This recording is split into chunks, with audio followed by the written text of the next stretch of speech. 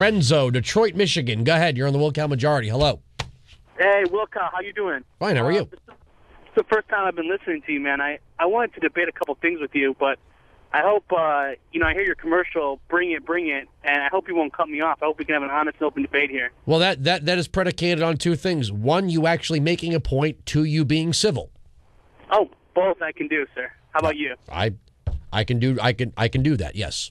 You can do that. Okay, good. Excellent. Can I call you Andrew? Can I call you Lorenzo? You can call me Lorenzo anytime. All right.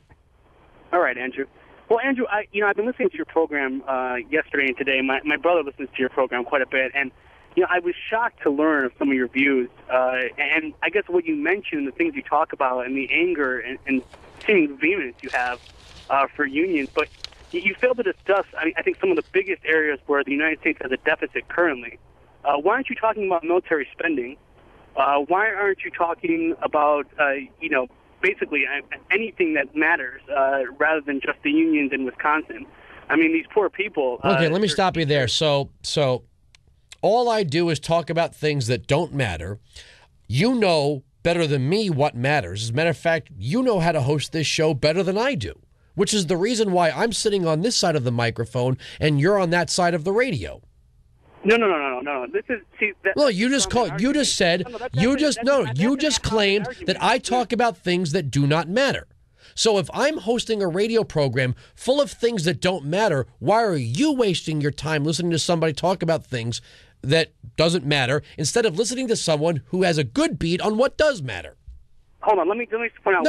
No. Let's focus on this. You said I talk about things that do not matter. Am I missing something? Hold on, Andrew. Hold on a second. Let me just get in one point. When I said you talk about things that do not matter, I'm talking about in the context of the United States deficit crisis.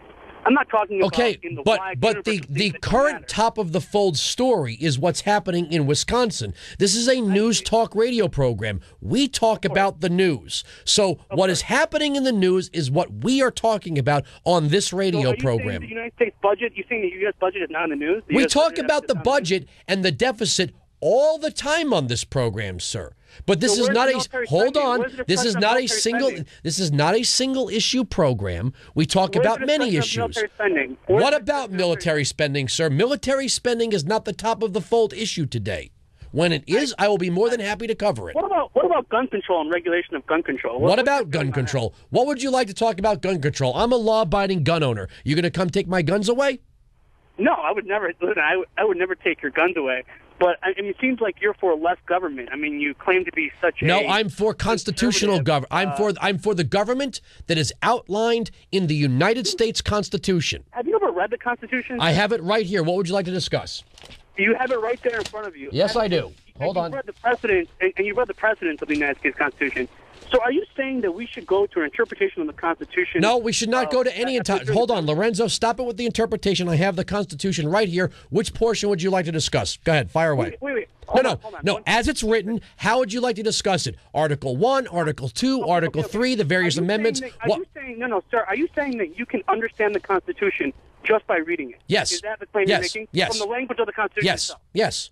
I speak English. Yes. So you're saying the Constitution is completely clear just on the language of the Constitution? Is not what?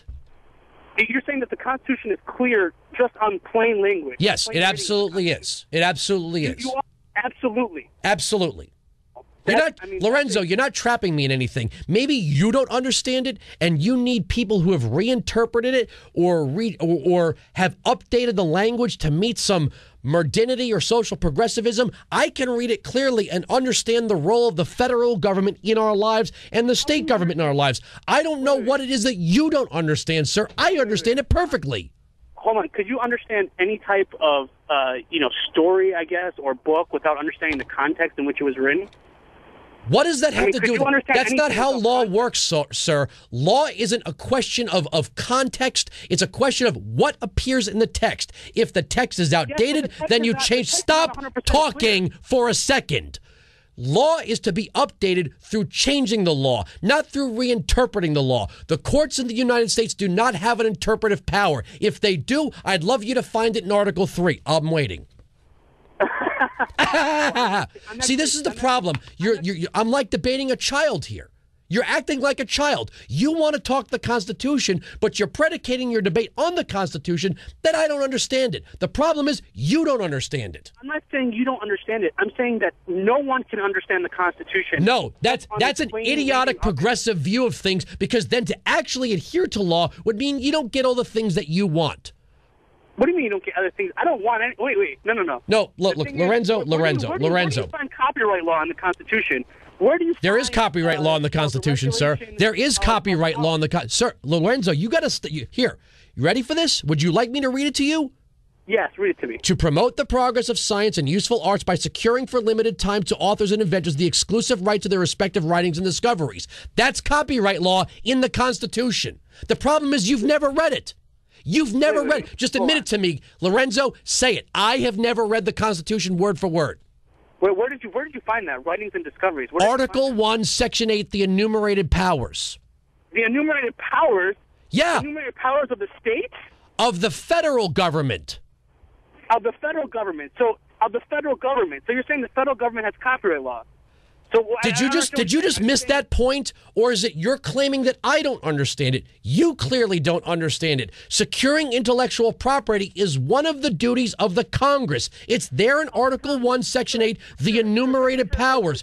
All powers not afforded to the federal government are picked up by the states via the 10th Amendment. All that. But where do we find a definition for intellectual property? Oh, my God. I agree with all really? Is that in the Constitution? Yeah, is that in the Constitution? Yeah. Do you find a definition of intellectual property in the Constitution? Have you found one? Jeez. Wow. So how do you want the Constitution to work? Now that we get that you don't understand it, you've never read it, have you? Whoa, Wilkow. No, Lorenzo, stop being a child here for a second and tell me that you've never read it. You didn't even know that was in the enumerated powers. I'm willing to bet you didn't even know there were enumerated powers. I knew that was enumerated power of the federal government. I was talking about a definition for intellectual property and copyright law. Where do you find an individual's right to copyright? Right there right there. The federal government's right to protect copyright. Okay.